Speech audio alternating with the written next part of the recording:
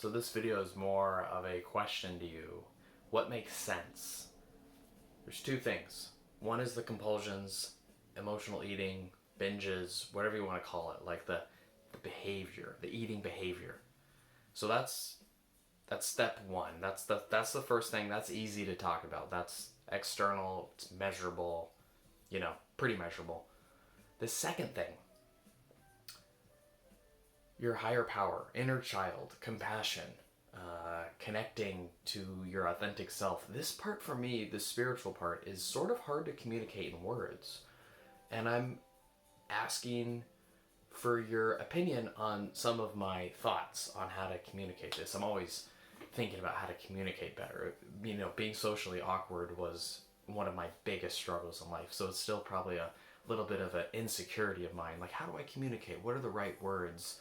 And so,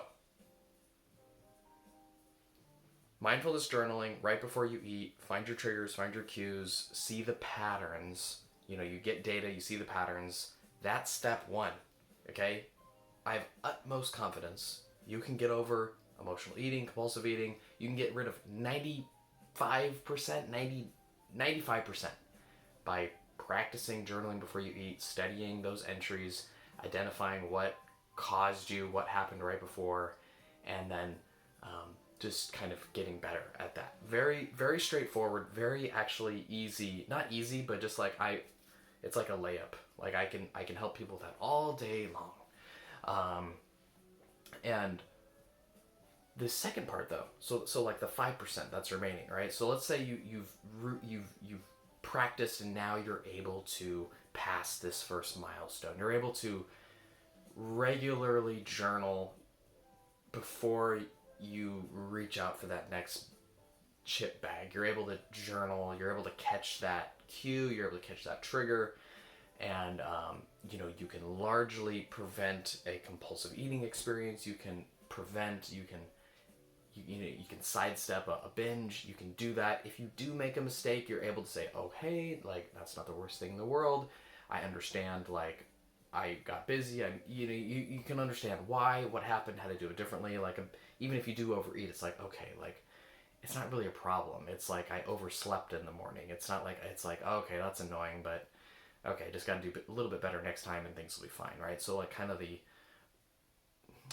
panic level goes a lot down. You're eating way better. And this is great. Don't get me wrong. Like, that's great. And my own journey too. Like, I became very mindful in this, in living as a monk, right? Like, this mindfulness got me very far. It really, really helped me. But I was still like not quite fitting in. I was still like, something was missing in my heart. I wasn't at peace. And so for me, I started, I've told this story before, but I was in graduate school for counseling, and a professor had some leverage on me. She was basically told me, hey, you got to go see this attachment therapy person where you're going to work on your inner child. And she had, 20 years of experience. She was able to pinpoint me in the right direction and had some leverage over me because I was really resistant to this idea.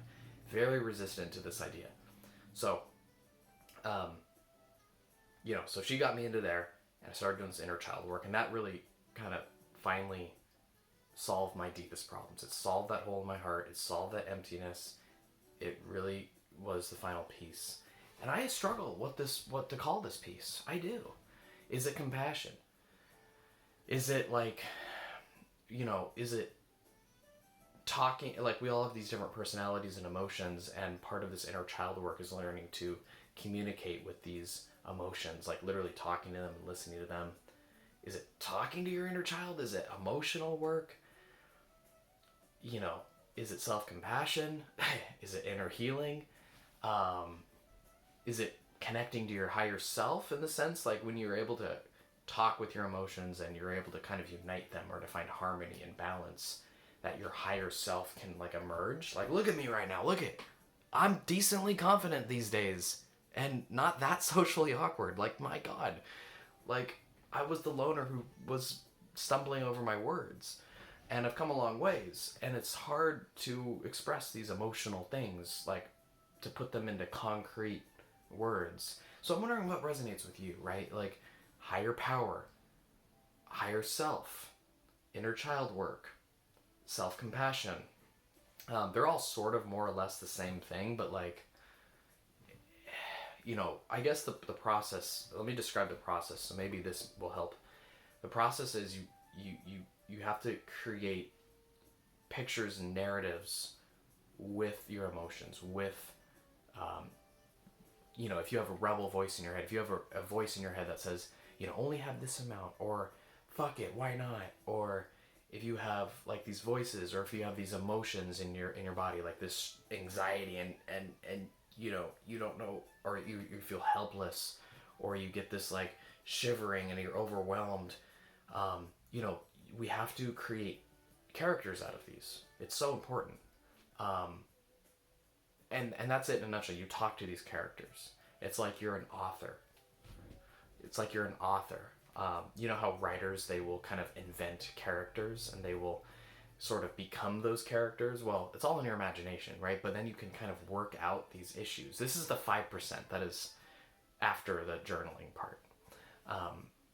So that's sort of the process in a nutshell. I know this is tough, but when you can kind of have these dialogues, it's very natural. You understand your emotions. It is just a game changer. If you're stuck on your emotions or you're stuck in your head, it is a game changer. This step comes after the journaling part. You really got to get stable. You got to get those compulsions, those binges down. You got to be stable. You got to kind of learn, and through learning, you're going to eat better and all this stuff, and you'll feel better. And then you're able to do this more subtle, nuanced work, inner child work, where I really struggle on how to express that. Yeah, that's a struggle for me. I can feel it out when I work with people. I can kind of feel it out and help people through it. But, kind of from a communication standpoint, like, how do I voice that? Anyways, so that's my video. And thanks for watching. If you have any thoughts, I'd love to hear them. I'm, connecting. Connecting? Is that it? Connecting? Okay. These are my thoughts for today. Thank you for your support.